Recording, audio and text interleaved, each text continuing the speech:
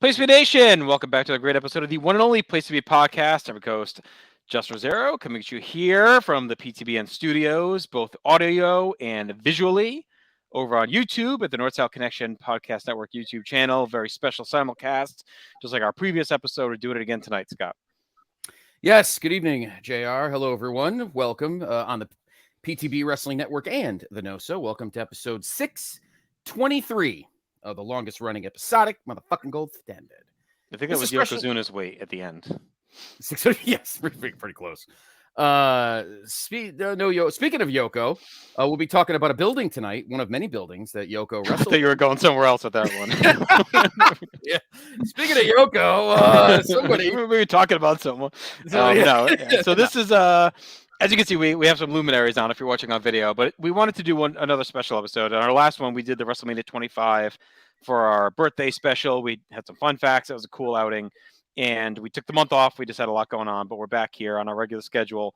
And we wanted to do something cool because it's the 10-year, and I think our buddy Rocco is the one that reminded me, the 10-year anniversary of WrestleMania 29. And while many may think of that as like, well, who gives a shit, mediocre mania, for us, it was a very special event because it was really the first Place to Be family outing where a lot of us met for the first time.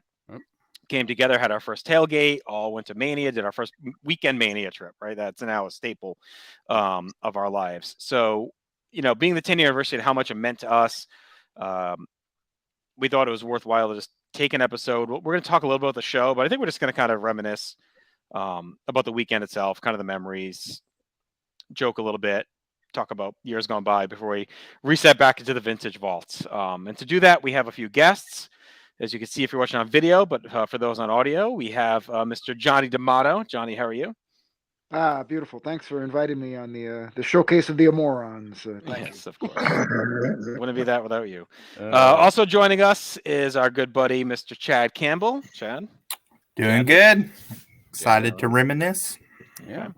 As the Little River Band once said. And also joining us is Mr. Jimmy Gruenberg. Grueny, how are you? Gurney? Hey guys, I'm doing well. It's great to be here, and it was great 10 years ago when we all met for the first time. Absolutely, my friend. Yes, it was. I wanted to shout out Brad Woodling was supposed to join us here tonight. He had a work pulled him away at the last minute, but that weekend's like big for us too with Brad because that really started what would become Place to Be Nation and just kind of launched things into the next level of where we had been. That was the first week we met Brad. He talked a little bit, reached out to us right after about starting the website. So I just want to shout him out since he was supposed to join us. We'll do a lot of shout outs tonight.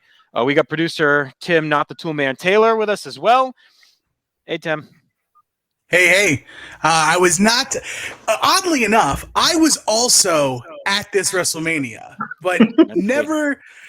very, very new to both the Place to Be game and the No-So game, but we're all here, so we may have shared memories, but definitely the collective and me separately.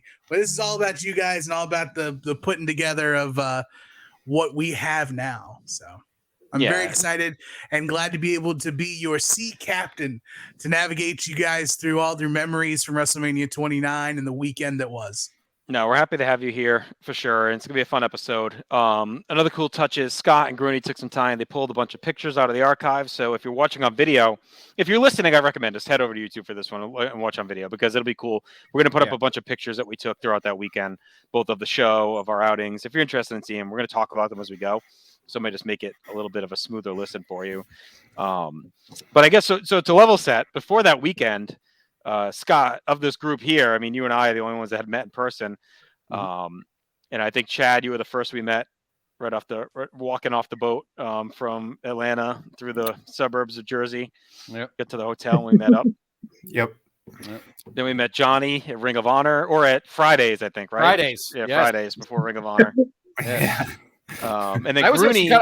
I was actually pretty excited because Johnny had done a decent amount of pods with us, I think, at that point.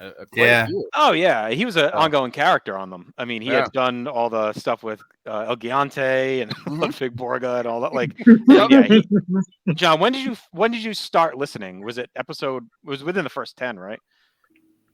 Yeah, maybe like a 20 or so, real early, and then then I quickly caught up and everything and got in there, and yeah, when you're that we had the Facebook group. It was it was real easy peasy to communicate when you guys would have like one episode a week, and we'd all chop it up on the catchphrases on the episode, and that's how the machine got rolling.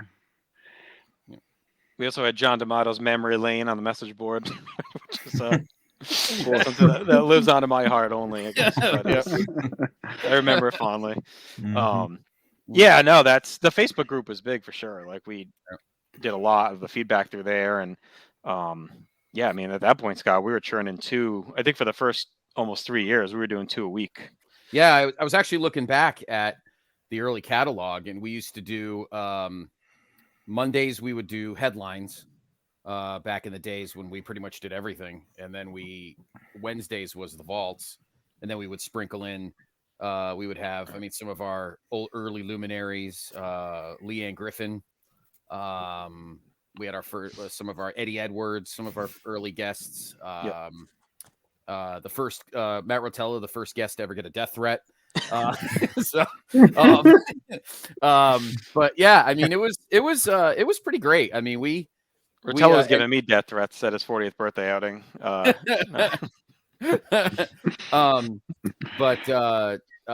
it was great. It was so much fun, and those first couple of years, we were very excited when we found out Mania was coming here, because you and I went to the last Mania that was close 10 years before that. We were at 20.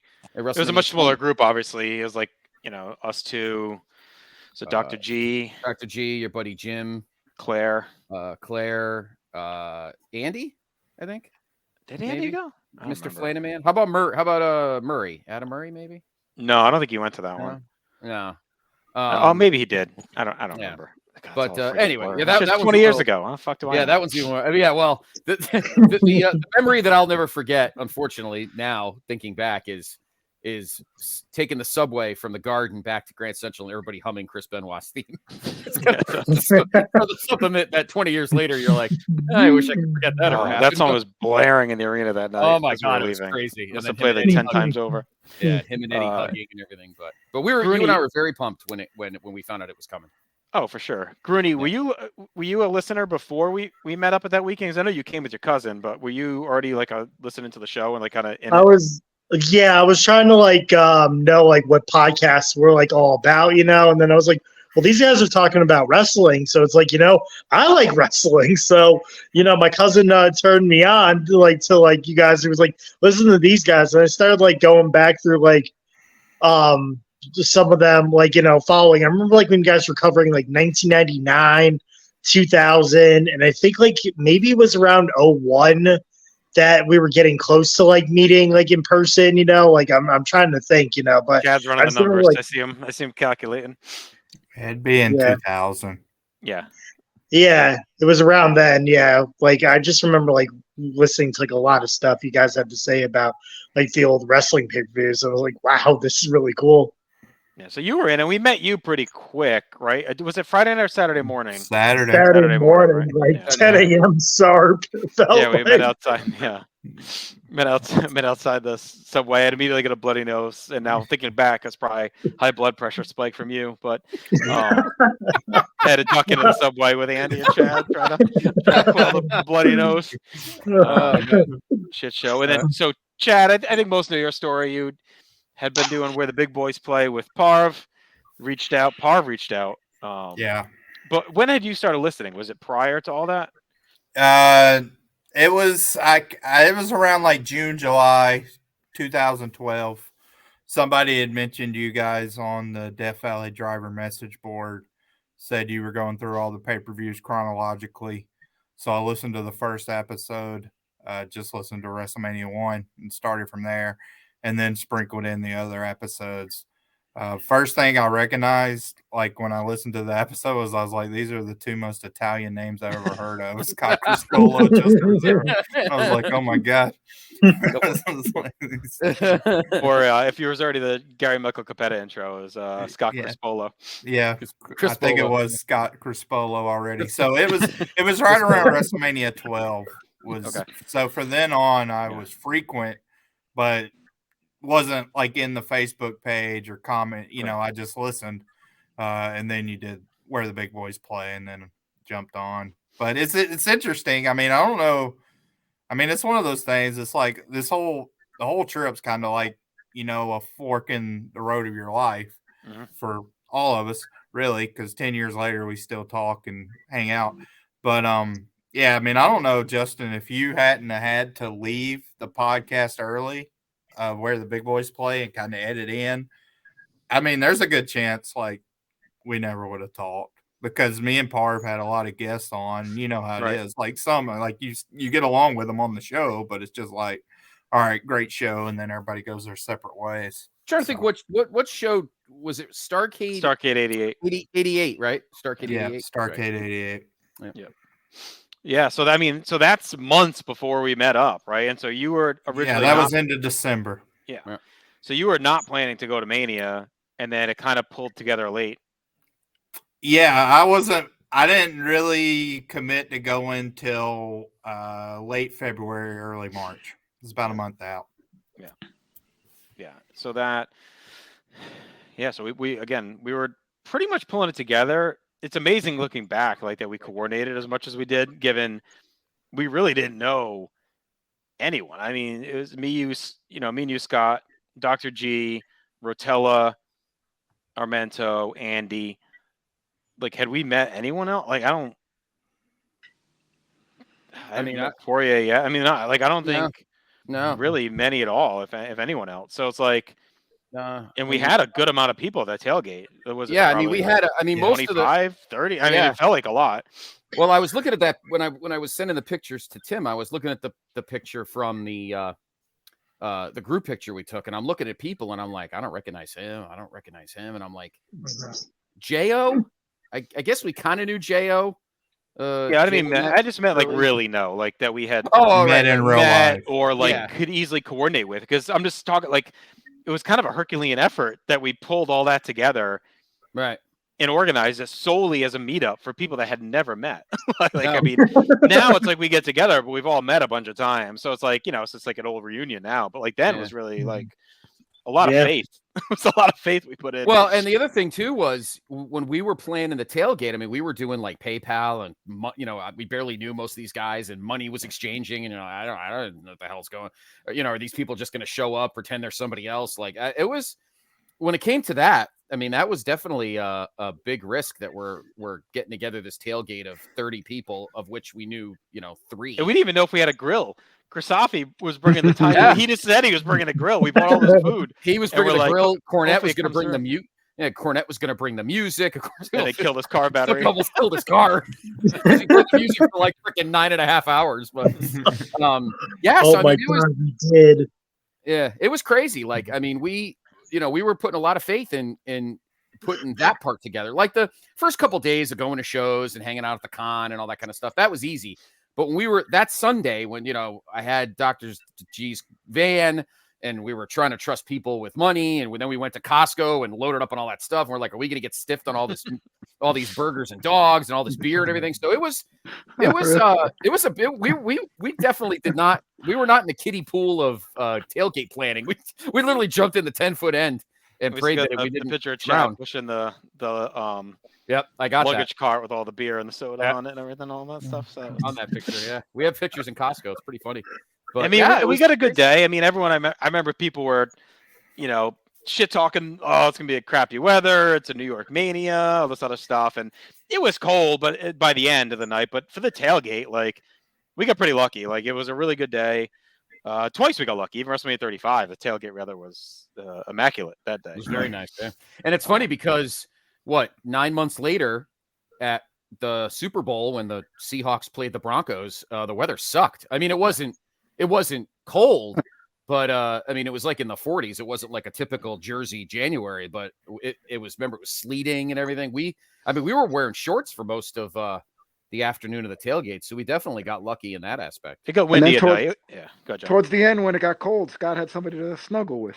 Yes, I think if I didn't put that picture. Yes, we were gonna do a 10-year reunion, but sadly that woman. I don't know if she made it out of MetLife. Yeah, honestly, Scott, did you get her obituary? Like, I did. she knows she passed away. Yeah, lady at John Cena fan at in section 385 or whatever it was. But yeah, no, we were. Yeah, that's actually another story too in itself. You know, like from where our seats originally were. You know, like you said, oh hey, there's like an obstruction. Like, let's go see if we can like fix it. Yeah. And like, long and behold, they're like, yeah, I got you guys. Don't worry about it. And then even Chad ran from his section down to us, like during the Undertaker's CM Punk match. Well, they gave us like the perfect spot. We ended up long view of the ring, but we were against the wall. So we could stand and squeeze in extra people into the seats. Like, we didn't have to all have a seat. It was like, whatever. So yeah, we messaged Chad and we're like, get down here because we down here. Just all stand together. Because I mean, the big problem was, you know, obviously when they were selling seats, they didn't, you know, I don't think, you know, and I think that's changed now in the last 10 years between Mania and the venue. That no, it's still an issue because Aaron, I think at 35, had the same thing. He had the obstructed view with the light in his eye the whole time, and they ended up moving him. So all of us did that. That light sobered me up, but that was kind of a. But we got lucky because we had the cheapest seats, and we were originally supposed to be like on top of the Statue of Liberty, whatever the fuck. And we were messing around at the tailgate, but luckily G and AA they went early, right? And they found out that the tickets they had to get upgraded, so so we like ran from the tailgate. We're like, oh, we better get on top of that. So we lucked out with the perfect seat. Couldn't pick the better. No, not at all. Nope. Where did you guys end up getting moved to? Because I know so Marcus and I. If you put up that picture, Tim, that's in the queue right now. Yep. Put that up. You'll see our view. But go ahead. That's it. Yeah. Yep. Okay, so this is the 200 section, right? Yeah, and we were in the back row, literally the last row of that section, because we could lean against the cement back with the next section above us. It was pretty great. Yeah, I think it'd be the last row of the 100 section. Okay, because this is nutty. So, because Marcus and I are in the back corner or the left corner, so we're literally a couple of sections away from this seat. That's crazy. Depending on whether you're in the 100s or the 200s, because I remember when we came in, we were directly above the WrestleMania pre-show. Oh, because I remember hearing everybody yell and scream like we walked past them to get up to our seats. But that's crazy that we were this close and just then 10 years later, I get to actually meet all you guys and get looped in. But that's nutty.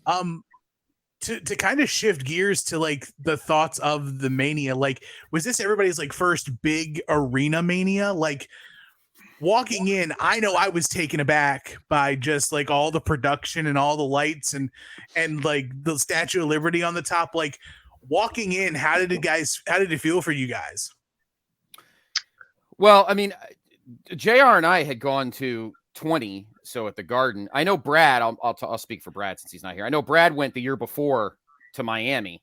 I remember. And he was saying that it was pretty great. I remember walking in just being awestruck. I mean, the the size of it was like crazy. Yeah, it's ridiculous, particularly for MetLife, because this was like its first big. I mean, I'm sure Johnny could probably know better, but I'm sure they had. I mean, obviously the Giants have been playing here for a few years. And they probably had a couple of good summer concerts, but I know this was the big wrestling thing, and they would end up getting almost 80,000 there. But I was just blown away for a kid that been a wrestling fan for almost 30 years at that point. To be able to stand in a place like thinking back to like Sky Dome and Hoosier Dome and all those big venues when you're a kid, and to actually stand there and be like, holy shit! I mean, I'm here with 80,000 and a great crew of people. and family, and it was pretty wild. For me, it was pretty. It awed me. It awed me, definitely. I went to 26. That was in Sun Devil Stadium in Phoenix. There was like a thing. Huh? The Big Toaster. No, it was at Yeah. University of Phoenix. Yeah, the Big Toaster. Yeah. There was like maybe like 74,000, and like it was just cool, like to just be there, And I sat pretty high. There was like no obstruction, It was just like the ring, basically, Like it was like in the 400s, but I was just sewn back. Like I didn't even care where I sat. It was like, well, I'm gonna be here. It's gonna be really small, but I'm just gonna enjoy the environment and the environment of like the pyros just going off and knowing that you're there and you get to go to WrestleMania, the biggest like wrestling event of all time. I was just taken aback too. Yeah, I think a lot of people, when Marcus and I were talking about like tickets and everything, it's like, I don't care where we're sitting. We're not here to sit. We're actually not even here to watch. We're just here to say we're here at WrestleMania. Like the only people who care about what they're seeing are the people who are paying the obscene amounts of being on the floor in that first set of risers. Everybody else is just like, I was at the Super Bowl, I was at WrestleMania. Pretty sweet. You guys mentioned the tailgate, and you guys are definitely tailgating. What about who do we got here in the photo? I see a couple of faces, but what's going on? Young. We got Tomato, we got JR, we got Chad, we got Greeny's cousin, we got Grant Owens. We have a great Grant Owens story. I mean, Grant Owens had a weekend, right? Oh yeah, he did. He on a show. He doesn't remember much. He doesn't remember much of it, but he did. So, he had the best weekend of his life. Yeah, that he doesn't remember. Well, best and worst in multiple times. So Grant was supposed to be rooming with Justin. And Justin, like I said, like my coming up was like last minute. And Justin at this time, like, again, this is our first go. So we were like, yeah, they'll be like, we can get a cot. We, whatever, we'll figure it out. So come bunker with me. And me and Justin ended up having the room the whole weekend because Grant never made it. He couldn't find it. Right, like he got lost on the subway. Oh God, I forgot all about that. That's right. He couldn't find the hotel. Yeah, couldn't find the hotel, so he couldn't make it to Jersey because we were staying in Jersey, but we went to Ring of Honor Friday night, so he couldn't find that, and then he was a mess. And now, he did make it to Ring of Honor though eventually. Yeah, he found that, but like he couldn't find the hotel. He couldn't go to Jersey. He was like doing circles on the subway. And then it was his iPad, right? That Christophe. Yeah, so he left his iPad on Christophe's minivan, which stayed on the roof all the way for the back whole time, all the way to Virginia, Did not From New Jersey to Virginia. Grant could not find it, and he was texting in the thing. He's like, I can't find my iPad. What's going on? And the service in MetLife, I mean, it was still fairly rudimentary with iPhones, cell phones and all that. Was still, the tech wasn't as high as it would be now, where any stadium you could at least get some service. The service in there was terrible, and I remember not getting any. And all of a sudden, I got like 10 messages. And I'm like, dude, I don't know where your iPad is. Sorry, I was getting all these. And then like a week later or something, Christophe writes the group. He's like, did someone leave an iPad on my car? It made it all the way back on the top of his van. Very accusatory. And it worked. It was fine. The iPad was fine. He was very accusatory, thinking somebody stole it at one point. Yeah, I think he was drunk and panicked. He was definitely 3 sheets to the wind. We definitely have to slide into the detail into this story that he pounded literally a Magnum, a 1.75 of absolute vodka. I mean, he was a fucking. I can't believe he was standing. I really living hard. I've never seen that much vodka drank in my life. It was great crazy. guy, Grant Owens. Love him. Oh, absolutely. But if we dial back to Friday, so it all starts with Ring of Honor, and this is the first of many of me and John probably not being the best communicators with each other. So he writes me and he's like, "I'll get the Mania tickets," and I'm like, "He's like, do you want me to get the ROH tickets?" I'm like, no, I'm just gonna get them. I didn't realize that meant I was including him in the tickets I was getting. So he gets to the show, and I'm doling him out. He's with us from Fridays. I'm doling him out. Give Chad his, Scott his, G, Armento, Andy. And John's like, hey, where's my ticket? And I'm like, I don't know what you're talking about. I'm like, he's like, gonna give me a ticket? I'm like, no. I'm like, I'm sorry. I didn't know I was supposed to get your ticket. And so he vanishes and he returns like one match in and he runs up. He's hugging everyone. He went out and scalped the ticket, so it worked out. But I felt bad.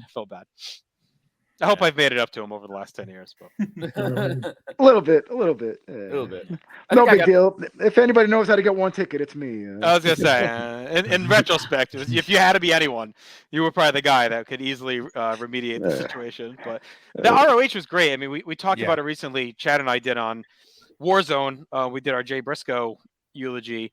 That was a show where he beat Kevin Owens. Kevin Steen at the time. Great main event. Get that up here. Yeah, the whole show was awesome, and our setup was great because we were in seats, and we somehow manipulated our way. The box. Yes, to sit in the little elevated box that like JBL was in at One Night Stand, that little thing, and no one bugged us. We had like 8 of us in there, just hanging out. We watched the whole rest of the show in that little box. It was amazing. That was beautiful. You guys got me told Scott to keep his reviews to the internet. That's right. Yeah, I told him to keep his sweatpants up. The best. Oh my god, fucking guy. Yeah, I forgot what match it was. It wasn't. It must have been the main event, but no, it wasn't because we were in the box by the main event. Yeah, it was. I forgot what match. It was early. It was like the first match or whatever. Carl Anderson's match. Yeah, right. It was Carl Anderson and Shelton or something. And I turned to G. And I go, and me of all people. Yep, there's our. That was when. And if that matter of fact, on the feed on the new episode of Pod of Honor, Steve and I, we did our Jay Briscoe eulogy, and we talked about this was one of the matches we talked about. And I remember being pumped because I didn't really know much at the time. ROH, I knew Steen was champion, and I knew like guys like Cheeseburger, and I knew like Shelton and some of those other Displanet guys. But I remember it was Machine Gun, and I'm pretty sure it was Shelton, I think. And I turned to G and I go, oh, that's a pretty good match. I would probably rate that 3.5. I don't know. It's just a random throwaway. This fucking guy turns to me and goes, "Give your internet opinions to yourself, you mark." and then his fucking sweatpants fall down. I'm like, really? You're gonna worry about my fucking comment? I think it's when we finally realized we needed to get out of the seats and up to the box. So like, yeah, we're just gonna move over here. I'm not dealing with this. I'm not steering it for the next fucking 3 hours. So I'm sorry, that ain't happening. But, I just pulled up the card. I just pulled up the card for Supercard of Honor. Kind of crazy that this was the card. You know, you had ACH Darius Thomas versus QT Marshall and RD Evans. Yep. Mike Bennett versus Shelton Benjamin. Michael Elgin versus Jay Lethal. And then like a 10-man tag with Cliff Compton, Jimmy Jacobs, Jimmy Rave, Rhett Titus, and Rhino against BJ Whitmer, Caprice Coleman, Cedric Alexander, Mark Briscoe, and Mike Mondo. Machine Gun versus Roderick Strong. Oh, it's Roderick Strong. Okay. Yeah. Matt Taven versus Adam Cole and Matt Hardy. And then double main event, Red Dragon versus the American Wolves, and then Kevin Steen and Jay Briscoe for the ROH title. Pretty nuts. Yeah, they were right. Yeah, they were right in the middle of the. I think they were right in the middle of the Scum storyline. They were. So that was the whole big thing with Carino and Compton. Well, and that's really kind of jump started. Like PTB was a pretty good hub of ROH stuff for a while. I mean, I think it's a big ups to Brad. Like Brad was really big time into ROH. It was also around the time Kevin Kelly was really starting to kind of build his ROH run. And of course we had, been friendly with him now for probably close to a year, right, Chad? When did we have the first Kevin thing? Probably early 12. Yeah, over a year. It was... Yeah, so so we were pretty into it. Like I think that summer I started doing reviews when we kicked off PlayStation.com. I was doing ROH TV reviews. Kevin Kelly's show was obviously very Ring of Honor heavy. Brad, me, and Poirier went to the ROH taping in Providence that summer. We went to ROH in Pittsburgh, Rumble weekend. So like we were definitely really all in for a couple of years there on the ROH product. A lot of it was due to Kevin. I think that was a big piece of it, but it was also, it was just a really hot stretch for them. Yeah, I mean, it was an interesting time because it feels like for Ring of Honor, like then, a lot of people were like, oh, well, like Danielson's gone, Punk's gone, Samoa Joe's gone, Nigel had to retire. So, like, all these pillars of the company were gone, and you were left with kind of the Briscoes that were there from the beginning, Steen, Generico was actually close to, he was already gone, right? Or close to it. So it was just this weird, it felt like a weird transitional time. But then when you go back and like look at the card and stuff, it's like, yeah, it was still like a stacked lineup. It's still a very good show for sure. And it was cool for me because I'd never been there, and to be in the building that the first Raw was at is kind of cool. JR, had you been? I don't think Johnny. I know you've been there probably a few times at that point. Yeah, for the one night stands, but that was my first ROH show, and I got hooked ever since. I've been to a bunch since, and especially when they ran like the final battle there, like 4 or 5 years in a row. I went to every one in December. That was like a tradition. Had you been there? No, that was my first time going in there, so it was definitely cool. So. And I remember running into because everyone else went ahead, and me and John were trying to figure out his ticket scenario. I ended up running into John Pollock and Wei Ting on the way in. Got my mark pick with them. That's right. That's right. So that was a highlight. And it's funny because that feels like that. I know Mania weekend had been a thing. Chad, I know you were at 27, and like Graham talks about it, I think at 27, how he was with like Mike Johnson and those guys. Like I think it was starting to be a thing, like a travel destination. But this felt like really one of the first big ones where there was a lot of indie shows. Journalists were really coming in, like Pollock and Tig. I think this was the first Northeast one in a while, and a lot of that, the media and journalists are central to that area. I think it really brought a lot out. The infrastructure piece was rough because we didn't know. In 35, we rectified it. We stayed in New York. And then only went to Jersey the last day. Whereas this weekend we stayed in Jersey. So every Friday, Saturday, we had to transit back and forth, which was a pain in the ass. Yeah, it was. That bus. Oh, God. The bus is awful. Friday night, we went out after ROH. That's the infamous Mutadell incident. The pizza parlor. Yep. That and D'Amato led us into this club that was like playing straight, like gangster rap. Yeah, gangster rap. So like 12 white guys fresh off the Ring of Honor show. It was the Blarney Stone, an Irish pub. But, it was Black Irish night. What are you gonna do? Yeah, it was not our demo. So we went to the pizza place instead, of course. After about 5 minutes of boom, boom, boom, boom, we were like, let's get that. And then we had to catch the bus back. So Saturday we went. I guess we got right up and went to WrestleCon, right? Or we met Grueny and Greeny outside. We met like in the train station or whatever, right? Yeah. And then we went to down to Secaucus. We went to Secaucus. We shoved Rotella in the back of the he came crawling out of the trunk. And I think that video is still on the It is. It's on the YouTube channel. It's on the PTBN Network. Here comes the JR's went. Here comes the beast.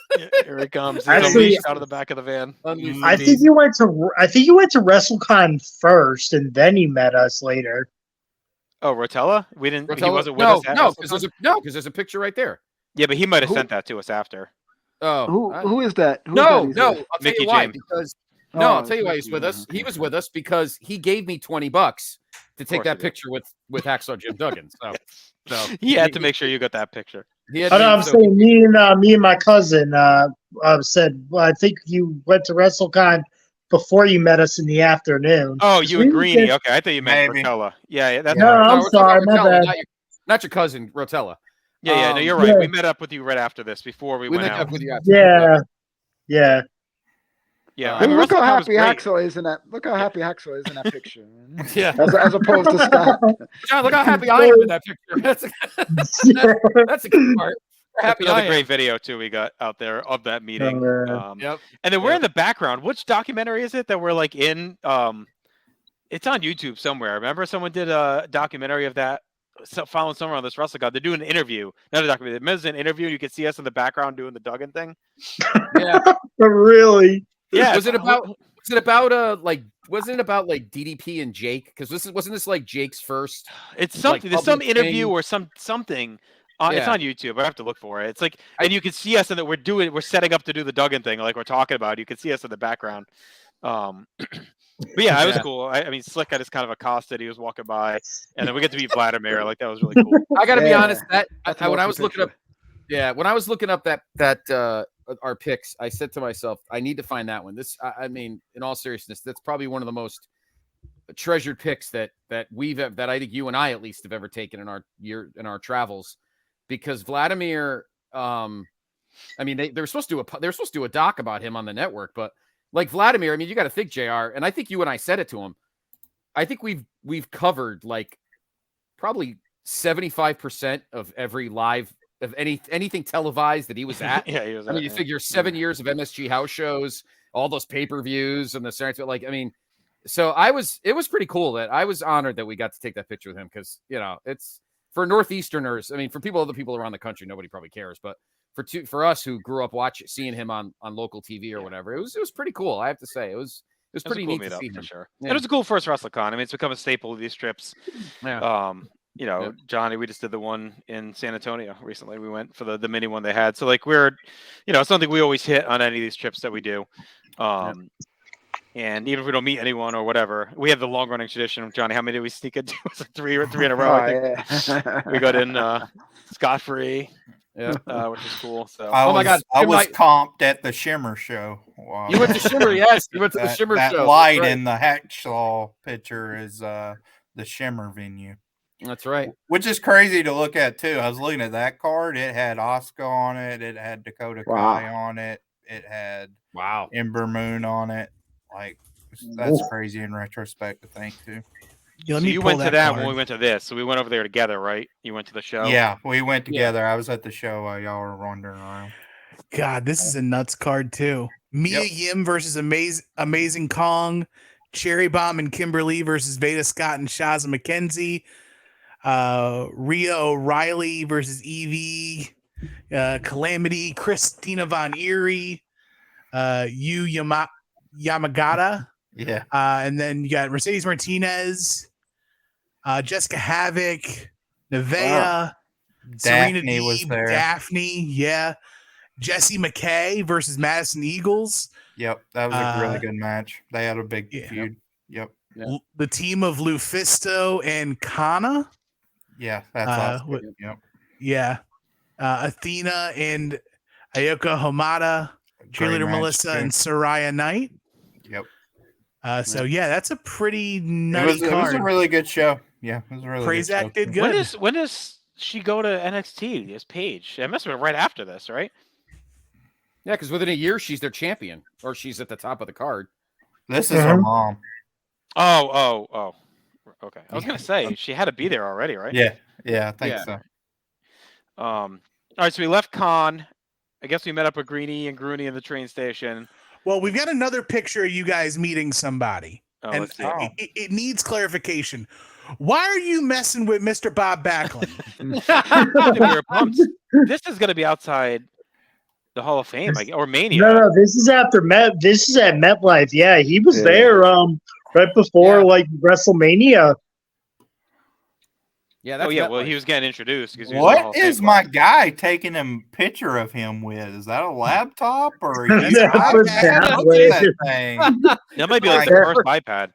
That's Fran Owens' iPad right there. There's an attachment. It looks like there's like a camera attachment on that thing. Check that in at the airport. So what did we do in between? I know that we went to the Hall of Fame at night. Oh, we went. I was fixing that. Are we allowed to talk about this? Now I remember. I don't want to get you guys in trouble for any incrimination. So let's. Are we allowed to talk about this? It's been 10 years. We're past the statute of elimination chambers. Wait. This is my story though with Chad. This is like our story. Yeah. All right. Go ahead. Listen, there was one prime establishment we went to, and I'm gonna let Chad and Grooney take it over. But Chad had the all-time, like, I know that guy. Chad, this is the best. The all-time, I know that guy. So Tim, I was only 20. I wasn't even 21. Nobody told me where we were going. So I got my friend's ID, and my cousin was like, "You got an ID on you? Like something that might work?" I was like, "Yeah, sure. Let me go get it." I got it. And so we went to Rick's Cabaret. No one told me where we were going, what was ensued. So I was like, all right, if this doesn't work, well, it doesn't work. Luckily, Chad over here recognized who the bouncer was. bouncer never asked for my ID again. He let us right in there. We were golden. So we were like loitering around outside of the place trying to get a lay of the land. I look over and I say, I think that's Xavier, former Ring of Honor World Champion. The all-around best. So then I say, are you Xavier? And you've never seen a man so delighted that he was recognized. He lit up, let us right in, gave us a table. We had the lay of the land, so to speak. So and he kept coming over. Oh, kept coming talk over. about his match. Oh, what do you like think about this match? What'd you think about training?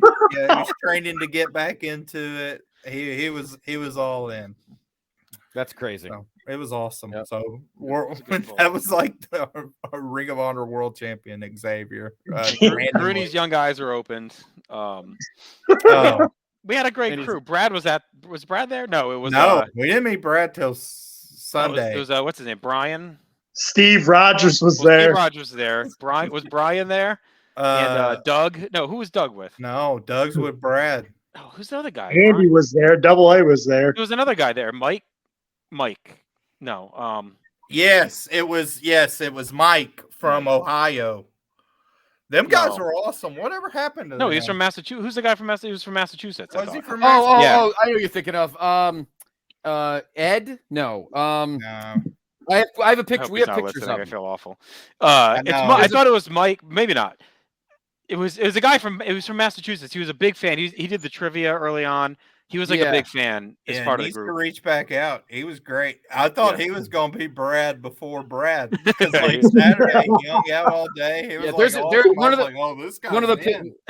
the pictures in our collage is of him. He's in there. Maybe that'll jog it. And if you're watching, if you're still a fan, I apologize. It's been so many years. Reach back out. We'll ride again. Yeah, we'll get through some of these slides. So you guys mentioned a Costco trip earlier. This is Sunday morning. Yeah, this is Sunday morning. Yeah, we went down Lodi Street over to Costco. We loaded up the van for the tailgate, and I mean, we pretty much got to MetLife as early as you possibly could, right? Like we were. I mean, we were there probably by like 1 or 2. Yeah. Might even we got a couple of.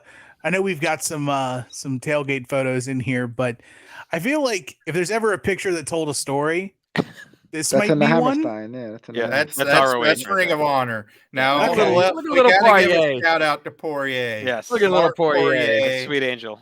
An amazing weekend for him. Nobody ever met him. He showed up. He was pretty much there from minute 1. Showed up at Fridays.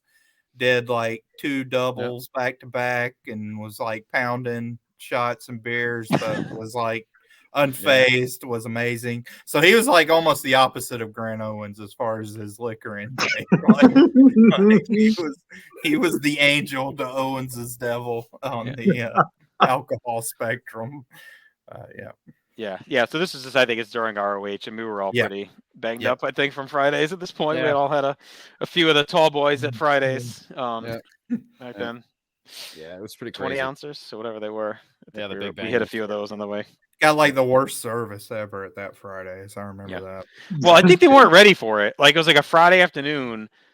Like, I don't think they expected to be super busy, and then all of a sudden, like, all these wrestling fans, like, groups of people poured in, and I think they were just like completely overwhelmed. That was so early on. I was regretting my choice. I was like, I come up to New York City, I meet these guys, they take me to a TGI. So, I don't know, man. You were looking for an easy place to get in. It was just an easy group place, you know. Yeah. And then you met Gruny. Where'd you want to go? Fucking Delphus. I guess you were dressed for like a nice steakhouse. But I don't know if Manhattan had a Buca de Beppo stuff. Carmine's. I guess we could have went to Carmine's. Yeah, we could have went to Carmine's. Yeah. All right, what do you got next, Tim? Looks like that Costco cart in its entirety made its way to MetLife. Yeah, this is outside. This is outside Costco. This is outside of the Costco. Yeah, outside of Costco. Fair enough. Fair enough. Y'all are ready. Y'all are primed. And his big. I know. I'm wearing the same shirts. So me and Justin are both wearing the same shirts we were wearing that day. What? I mean, I was what, 26 or 7? Yeah, I was young. So 26. Gruny looks the same. I don't know what that says. Yeah, Grooney being only 20 and now 30 looks the same. Still my young. Yeah, these are just from the tailgate, Yeah. different drunk ass pictures. As it went on. Well, we don't have any Hall of Fame pictures, but I did want to mention this. We obviously we all went to the Hall of Fame at the Garden the night before, and I remember that the big originally when it was first announced, the big inductee was supposed to be Mick, and then it was announced obviously that Bruno was going in, and I remember kind of being very emotional. You know, my dad had passed away only a few months earlier, and Bruno was his guy because my grandfather knew Bruno when he was an usher at the old New Haven Arena. So I remember being very, very emotional that night, only because just being in that building, it had been the after WrestleMania 20 and a Saturday Night's Main Event in 07 and Raw in 07 was only the third time I'd ever been in the building for wrestling. And it was just so great. Like our crew and Bruno getting inducted, and, they had a banner up, which should still be there. And it was just really a great night. And then there are these fucking guys. And this is why I always say that, sometimes I think the Hall of Fame just should go back to being in the ballroom for just them, because like these fucking assholes that were like two rows up front, they were being loud. They were heckling your girl Maria Menounos. Yeah, they're in Backlund. Bob Backlund. They just wouldn't shut the fuck up. And I said to myself, this isn't a house show. And I kept saying that. Some guy had like some pinstripe thing on or whatever. And I'm like, this isn't a house show, guys. I mean, this is a Hall of Fame where contemporaries are honoring each other. And I had said, you know what, this probably should go back to be, I mean, they make money on it, so they can't now, but this should probably. That started me feeling the same. After that one, I thought it was just nicer when it wasn't open to fans. It really was. Like these people. Well, and then at least that was like in, it felt, even though it was MSG, like it felt more, the way they set it up felt a little bit more intimate.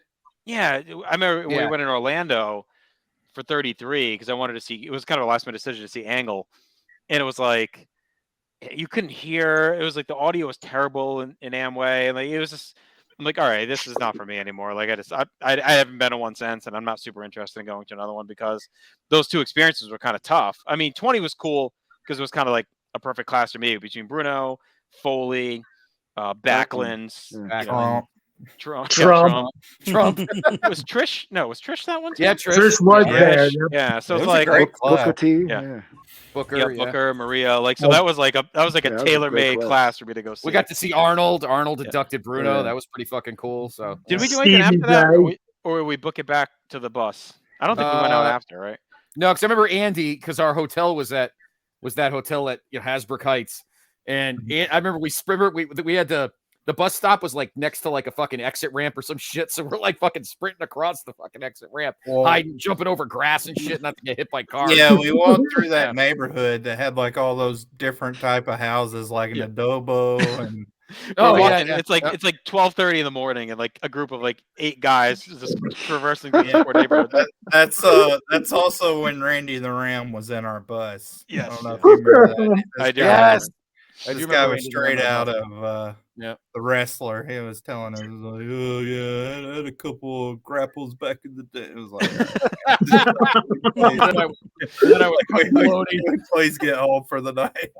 A bus from New York City to East Rutherford at midnight. Is that what you wanted to do? No, because actually, like, didn't we have to take? Did we have to? Yeah, you had to go to Grand Central or whatever to the bus stop, right? No, it was the Port Authority. Port Authority, right. So Friday when we went, that was like as we were entering in, those 2 guys were about to fight, right? Yeah. And then Saturday when we went in, like 2 people were just like, a man and a woman were going at it like the plane was going down. So it's like we've seen like pure hatred and pure love in consecutive nights here at the Port Authority. Like I don't know why the Port Authority is so romantic, but I mean maybe she was leaving forever and that was their last chance. Maybe. Taking that bus to farewell. Yeah, they took better care of each other than the ladies at Rick's did Grooney earlier. Oh man, I remember one of the nights. I don't know what night it was, Chad. That whatever, we're laying in bed, separate beds, but it wouldn't matter. Something got in on it, like some joke or something hit, and we were in fucking tears. Like, I think we laughed for, it had to be an hour. And I'm like, these guys next door must think we're fucking crazy. So Scott, I think was it you and Andy? No, who stayed with Andy? Was it G? I did. No, I did. Oh yeah, you stayed with Andy. I don't know if you and Andy were behind us or George was with Anthony. Yeah, one of you was right in the room next to us. I'm like, they're gonna think we're crazy. We It were was like howling. it was me and Andy. No, it was definitely me and Andy. We could not stop. I don't know what the fuck it even was about. We were watching Sports Center or whatever because that was Final Four weekend, and Andy's looking at me like, "What the fuck are they doing over there?" I'm like, "I don't know. Let's go knock on the door and see." You know. Yeah, I mean, it was probably something stupid. I remember like the bathrooms in that place, like when you flushed the toilet, it was like the. So I mean, it could have just been something. It was something got into it. We could not stop laughing. I remember. We were trying to go to bed. Chad, sorry, I have a question. Do you remember the name of the ID that I had? Oh God, McLovin? No, that's what we kept calling it. Mike Sanders. What is it? Joe Fortunato. Joe Fortunato. Fortunato, that's right. Joe Fortunato. Oh my God, that was the best. And look, absolutely zero like you, by the way. Like that's such a ridiculous aspect to everything. Like we never think about was that Gruny had a fake ID like at this WrestleMania to get in place. Yeah, Scott mistaken Shelton Benjamin for Roderick Strong. Those two guys look more like than Gruny and Cappuccino. So we went to Costco. We did the Hall of Fame. Went to bed. Woke up. Went to Costco. So the group you saw in that picture plus Andy, right? Was that the Costco group? I mean, Andy was the keeper of the cart. Yeah, he was. Yep. Chad ran the numbers. He ran the math. Yeah. As usual. So yeah, we pack up the van, head over to the tailgate, and everyone just keeps pouring in. I mean, it felt like we were there forever. It felt like that bathroom was forever away too. That freaking porta john out by the swamp in the back corner. Brutal. Yeah. Is that an Edge shirt or a Punk shirt that Grant? I think it's Punk. Okay. Punk. Everybody had Punk on because that's the Punk we trust. Because obviously that was the night that he fought Taker. So. Yeah. I remember a couple of people. Well, I mean, obviously Grant Owens, Kristofsky, because he went. There you go. Because he went to because he moved to Australia that year, like in the summer of like 2013. He moved to Australia. Just real quick on that. So this is like actually a pretty big. It's probably one of my favorite pictures of the weekend because I was like a huge, and I still do like these guys a lot, but they were like inspiration for me for sure. Pollock and Ting. I listened to the Law religiously every week at work. It was like my Monday morning tradition. Review away. I crushed the back catalog. I was on the Law message board. I was like really active on there. That's how I met Jay Hunter. And they were just like super cool to interact with in the early days. So when we started PTB, like I took a ton of inspiration from the way they interacted with their fans. Right. And that's kind of led to this weekend like that. So meeting them on this weekend, I guess what I'm trying to say was like really fitting. It was really cool because without them, I don't know if we would have built something that would have been the way it was, reading feedback from fans, interacting and building a community. Like I got that all from what they did with their stuff, and it's propelled them, to an awesome spot. Right. So it was just cool, like meeting them to kick the weekend off. It's like, oh wow, it's kind of meant to be. It was like these guys really, in a way, without them even knowing it, jump-started our whole family. Yep. Yeah, Alan 4L was also at that Ring of Honor show. I said hey to him, so that was like a cool moment for me too, because he was somebody that was prominent on the message boards I was on. So it was a good like hodgepodge of everybody. Because like at WrestleMania 27 that I was at, I spent most of the weekend with Alvarez and his crew, but I think there was more at 29 for sure, like Pollock and Ting and 4L coming over. So it's cool. Yeah. That's going to be a very early selfie right there. 2013 selfie. All right. Yep. For me, anyway. The last slide I got is actually, it's probably a good point. You talked about it earlier, but I feel like it bears repeating. So it's the group shot. Okay. Of everybody, and just what, especially for like you guys, like what is, looking back at this 10 years fucking John removed, like what is a photo like this mean seeing where everything is with Place to Be and how everything's grown. Can you that zoom this in on is it, like Tim? day one. Nah, this is the best we can do for now. Oh, I can boy. try to zoom in. Give me a second. Yeah, Go ahead and stretch while I fill this in. see if you can zoom in. I mean, yeah, it's. I guess for me, it's like it's a constant, but it's crazy how the faces change. Like we have a group picture like this, from Dallas, right, last year, and it's like maybe like 3 people are the same in it. It's like, I mean, honestly, crazy. If you look at the group picture from 35, yeah, in the same in the same parking lot, yeah, it's completely different. There's probably like a third of the crew. No, it's probably just me, you, D'Amato, Grudy, and John. Poirier, and that's probably it. Yeah. Yeah. Jay had passed away. Yeah. Cornette. Let's see. We got Derek Cornette. There we go. Yeah, Derek Cornette's on the far left. Chris That's Brian, right? His kid might be in college now. Yeah. Christophe's kid's a beast at basketball. Wow. He's on his way, I think, to college. I think he's in high school. Nice. But he's doing awesome at basketball. That's Doug. Brad's friends in between Grooney and Greeny. That's Cornette. Derek Cornette. Yeah. Cornette's on the far end. You got Brad's with the shades in the middle. You got Andy with his head sticking in the back. Yeah. Well, that's Brian Holland right in the front, though, next to Cornette. Yeah. Was Thomas Willis in this picture? Yeah, he's over. That's there the guy for I sure. was thinking of. No, that's not who I'm thinking of. There's another guy that came to the Rick's that wasn't him. Willis. Tom Willis was at the tailgate, though. He's in there somewhere. He made the sign.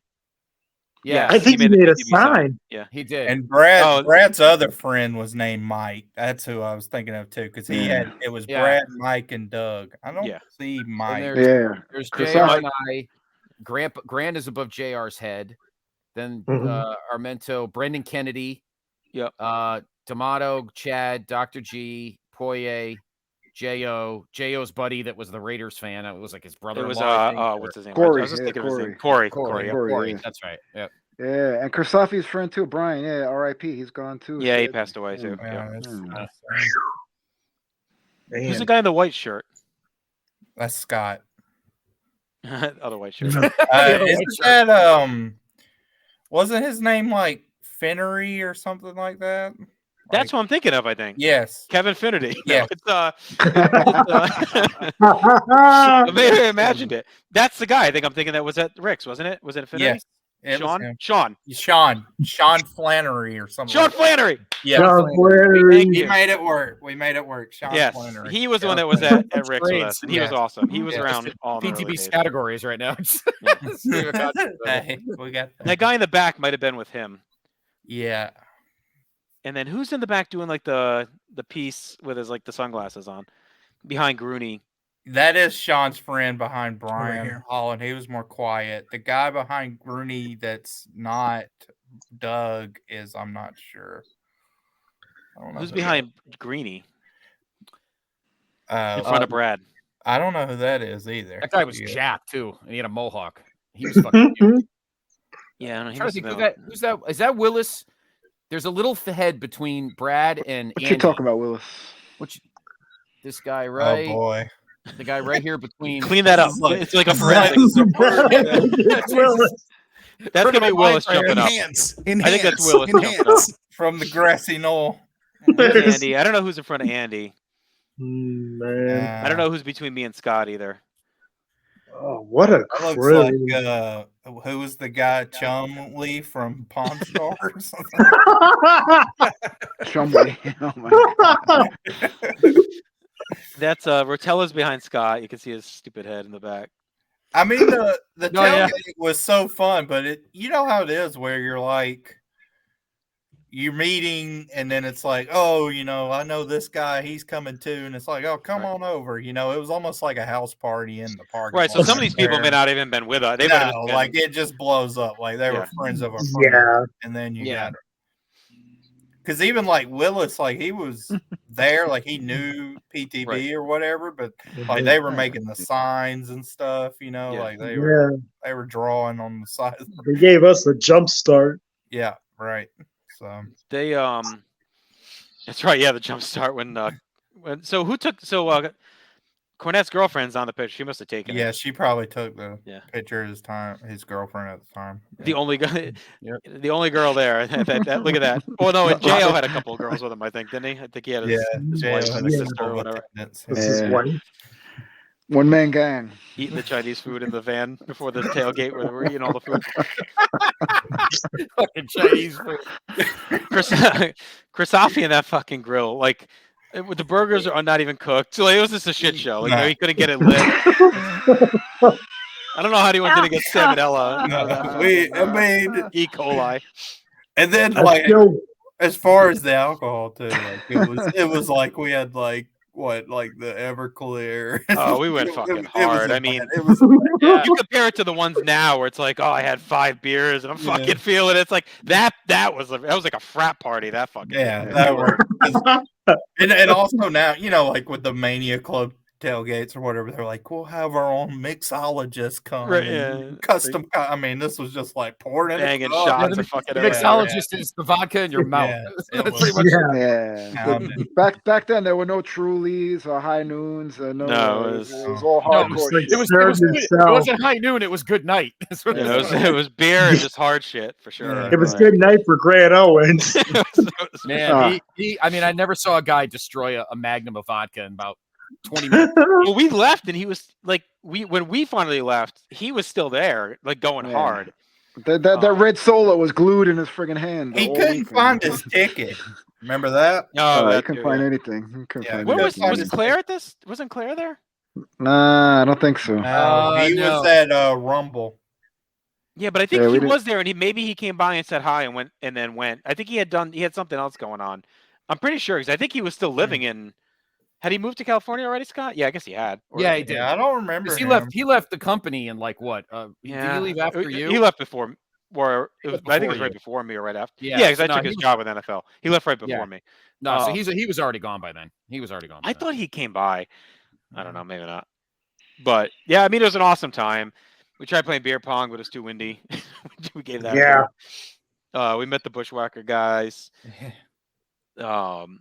Yeah, it was just a party atmosphere. It was like it was just really cool. And for never having done something like that, like I thought we were like really proud. Like because we really pulled it together with never having a group of random people coming together to be able to go put on food and drink and have a good time. And it was awesome. It was like definitely a way to kick off that next era of what PTB Nation is. And we kicked off the website, a few months later. Brad again kind of kicked that off with us, and that launched on Scott's birthday, June 1st. And then it just kind of grew from there. Like that later that year, we had a couple get-togethers. The next year, we had a few, and it was kind of on after that. And this really was the one that started it. The show itself again is like whatever. I think you'll always look back at it as either a mediocre or a lower tier Mania if you're looking objectively. But I think to all of us, it's always going to be a very special Mania. Like it meant there's so much personally to each of us to be there live. It's kind of like was like a who cares on the car. It was just we were having such a good time, like no matter what. We were disappointed by stuff like Rock and Cena we knew sucked at the time, and Triple H Brock took forever. Like we kind of knew stuff wasn't great while we were there, but it just didn't really matter. It was take a punk. That living color performance. Yes. That living color performance was like the creme de la creme, like the cream of the crop for WrestleMania 29. Because when, I got goosebump, shivers, when CM Punk was walking out to the solo, the guitar solo. It was like, oh man, here we go.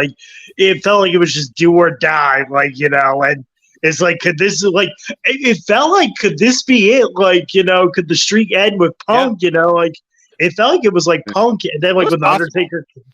Yeah, when Undertaker came out, it was like, here we go. It felt like it could be a makeup for them not putting him in the main event, taking the title off him. Like they may give him that instead. They give him to take a match. I definitely thought he was going to win. I definitely thought he was going to win.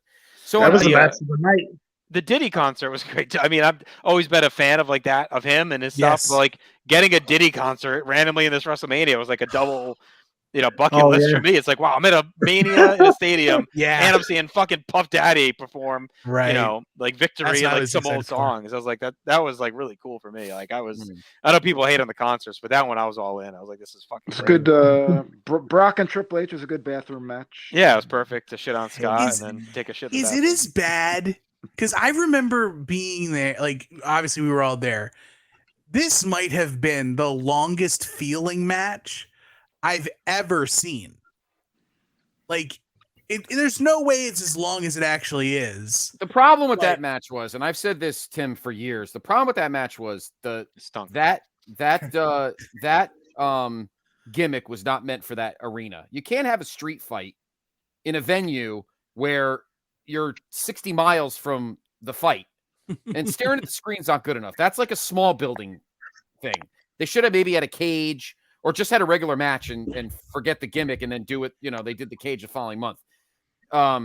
That was a problem with that match. The problem was, I don't think it was that long. I mean, it was probably a typical 22 minutes, most likely, or 21. That's another thing. Now there's more screens that are more prevalent. No matter where you sit, they're everywhere. But back then there was only a couple, way off. They really upped the game now. So no matter where you sit, you got a screen, right near. Right, you could see something. Yeah, that was a rough one. Like to get through. 24. Just for a frame of reference, I just sent Tim, just to kind of compare. Tim, I sent you a picture of the Mania tailgate from 2019, just to give you an idea of like just the different faces that have just. Yep, I'll throw that up here. Yeah, I mean, obviously the two big ones for me, and obviously, I mean, we've seen so many.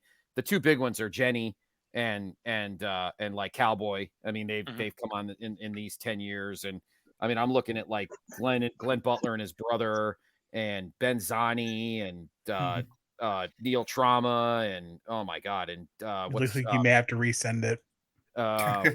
Oh really? Okay. Yeah, it's going as unavailable. Oh, okay. Plus, WrestleMania 29 was like all stacked. Like, they had Undertaker, Punk, then Lesnar, and then the main event. When you were supposed to get like that tag team match of the Funkadactyls versus like the Bellas, or it was Brodus, Albert, or like it was like Brodus and the Funkadactyls versus Cody Rhodes and the Bellas, I think, or something like that, and that got canceled because everything went too long, and it was Tensai and Brodus and the Funkadactyls versus Team Rhodes Scholars and the Bellas. Yeah, that was it. That's what it was. Right. Yeah. I'm okay. not having that. I'm cool with skipping. They gave it to you on Monday Night Raw the night after. No. Yeah, I know. I just couldn't remember like what match it was. I was like, I remember there was like a tag team match supposed to be in between.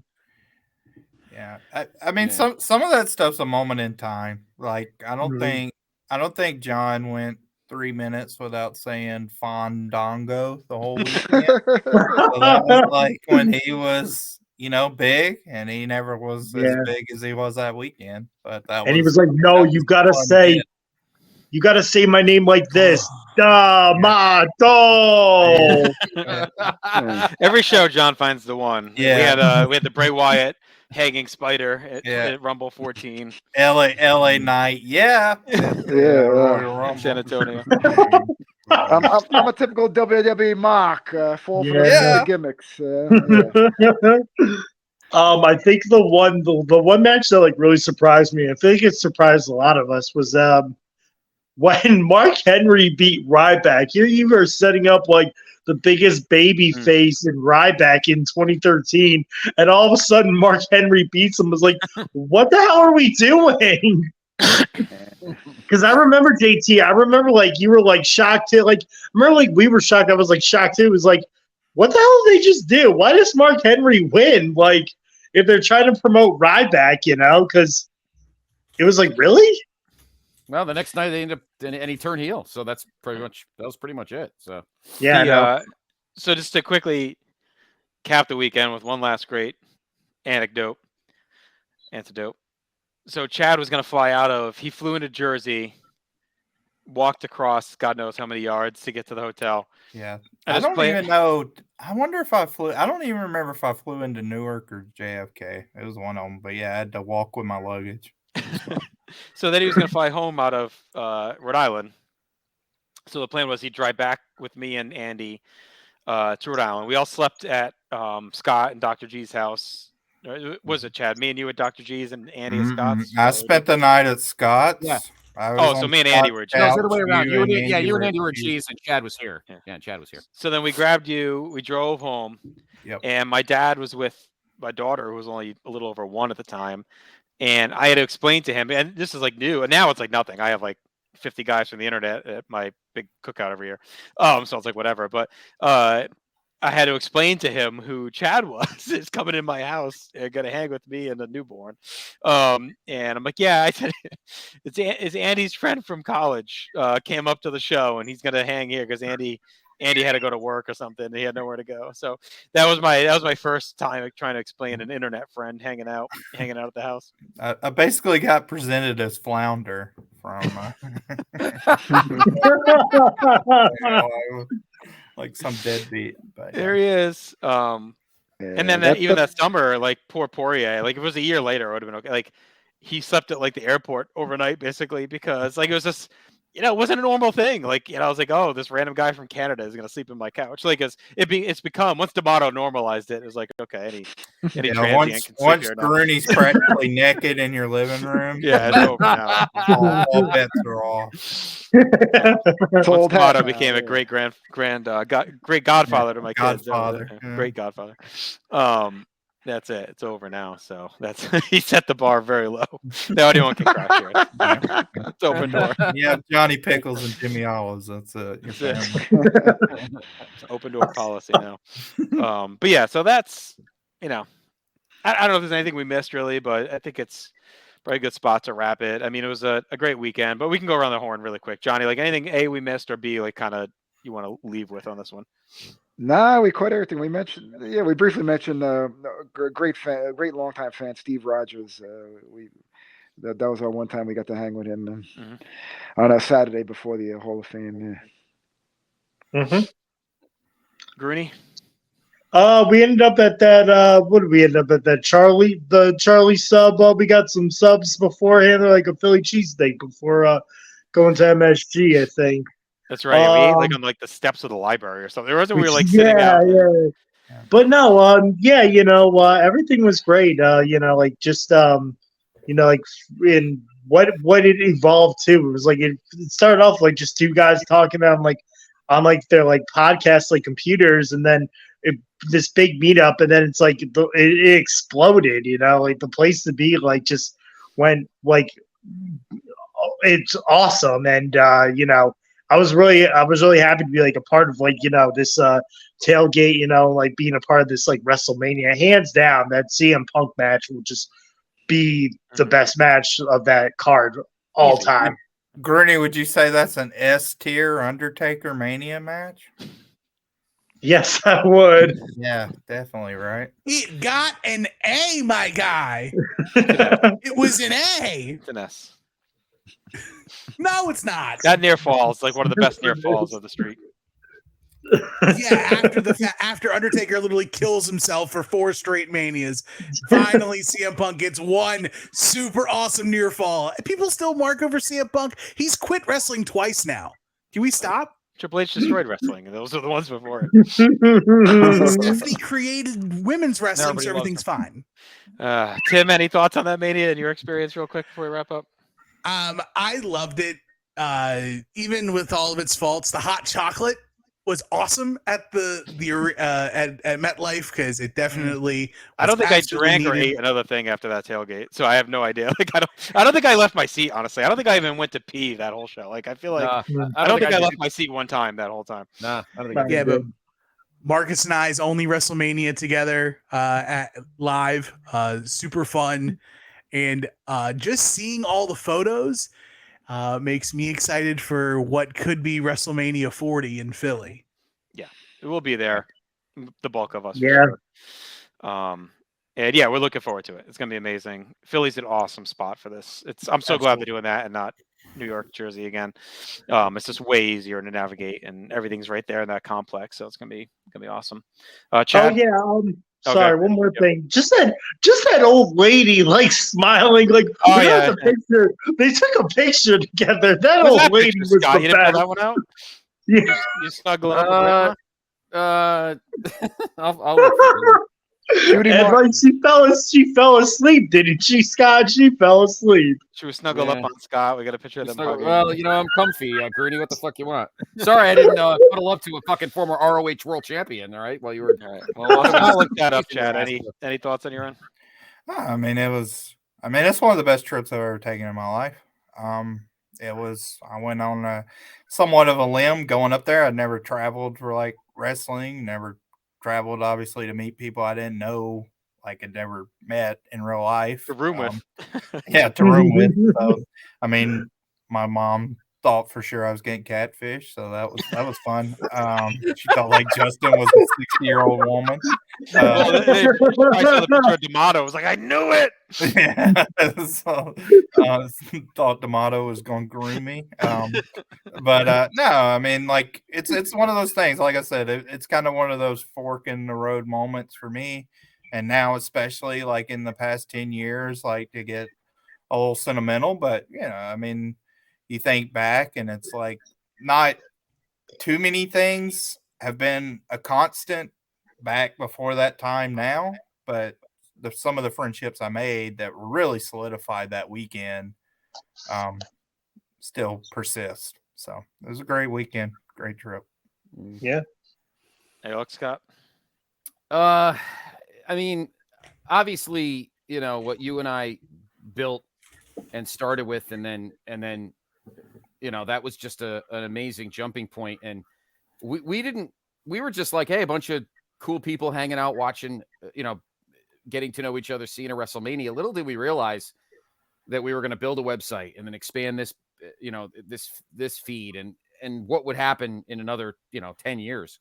Obviously the Hall of Fame will always be special to me, but just getting to know all you guys, D'Amato and Chad and Greeny, and it was just an amazing experience. And,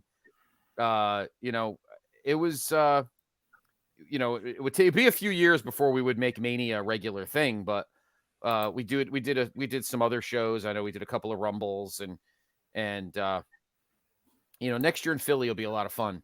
But it's amazing how something so simple as just a bunch of crew hanging out and just getting to know each other would lead to this, what we would have now. And again, I was just comparing the picture from 2013 and the picture from 2019. And like, my God, it's amazing how big it got. Obviously the faces changed, but even the size, that picture, there's probably twice as many people. So it was pretty amazing. And who would have thought there'd be a Mania club? From this point on, we don't even have to cook anything for ourselves anymore. Thank God.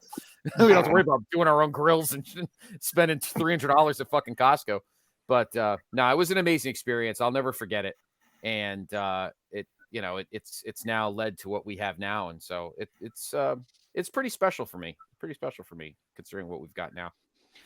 Yeah, it really, I think we had grown a great group up to that point, but that to me really brought everyone closer. Like Chad was saying, once you meet in person, like puts a different level on things, and definitely makes it just feel there's more stakes to the relationship at that point. Like I think everyone came out of that feeling closer, and then especially launching the website where we kind of all again pulled together. But before that, I think we had that feeling a little bit too, because we were very open with inviting guests on and reading feedback. Like we've always tried to be inviting to anyone and everyone who wanted to be. And that, to me, that goes till this day. Like I think we can count on one hand, maybe the number of people that we've like asked to no longer be part of things. Like everyone has either just kind of moved on their own or just kind of faded away or worse, I guess. But, anyone who ever comes back is welcome back. Like there's never been a, all right, like, sorry, like, we're too cool for you feeling, which I think we've tried to foster. It's just kind of always been tried to invite whoever and always just make it a family deal. And I don't know, maybe to the detriment at times, but whatever. It's always been our number one goal in all this is to create that atmosphere. And, and it lives on today in these trips, group calls every weekend, some of us do, and group chats and, different, right to the draft podcast we're doing now. Like that's like a fun family vibe on those, right? So it's like we've always tried to foster that, and it really did start on that weekend and set the template for what we wanted this to be. So absolutely, I agree. All right, so let's wrap up. Scott will be back. I've lost complete track of our whole schedule, but I think we'll be back. We'll be back in 2 weeks Yes. with another show we were actually at. Yes, it's pretty good Backlash- synergy. Yeah. Yeah, Backlash 2009 from Providence. Yep. Another great Brendan Kennedy moment. Yes. but, yes, it was. yeah, so stay tuned for that. That'll be episode 624. And of course, everything going on here in the PTB Wrestling Network feed. JR, what's going on over on No-So? Yeah, I mean, just tons of stuff. If you're watching on YouTube, just, if you're enjoying this, subscribe. Like, we have a lot of cool content, especially during Mania season. We have all our tier list stuff that we're doing. The drafts we're doing, No Holds Barred, are a lot of fun. Those are, Mania based right now too. So let me ask you a quick. No, I'm not going to go there. But it was a great, great episode, a great reminiscing. Yeah, check out everything we have to offer across all of our family networks for sure. I think we'll be back probably just in audio form for Backlash, Scott, and going forward. But we'll figure things out. Maybe we'll do more video specials as we go. So yeah, of course. So that's it. Thanks for listening. We'll talk to you in 2 weeks. Everyone, take care. Coming home.